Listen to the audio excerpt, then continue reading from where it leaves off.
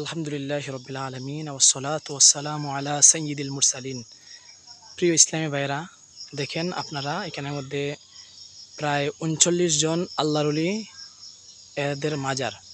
তো তাদের মাজার আমরা জিয়ারত করার জন্য আসছি। এই মাজার হচ্ছে কুমিল্লা দেবিদ্দার থানা, গ্রাম হচ্ছে এলাহাবাদ উটখারা। তো এই জায়গার মধ্যে অনেক আল্লাহর ওলিগণ রয়েছেন, প্রায় 39 জন আল্লাহর ওলির মাজার এই জায়গার মধ্যে আছে।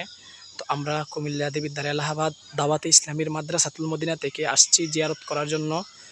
আল্লাহ তাআলার ওই অলিগণদের মাজার জিয়ারত করা হচ্ছে অনেক বড় একটি নেকির কাজ এবং নিজের গুনাহের জন্য কাফারা স্বরূপ। যেমন আমরা বলা হচ্ছে কিতাবের মধ্যে, ডাক্তারের কাছে যাই নিজের রোগের অসুস্থতার চিকিৎসা করানোর জন্য, আর অলিয়া উলিয়াদের মাজারের মধ্যে আসা এটা হচ্ছে কি অন্তরের রোগের চিকিৎসার জন্য আসা।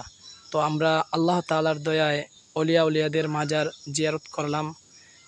আল্লাহ তাআলা আপনাদেরকেও এগুলা মাজার জিয়ারত করা তৌফিক দান করুক। আপনারা যদি চান আপনারাও জিয়ারত করতে পারবেন।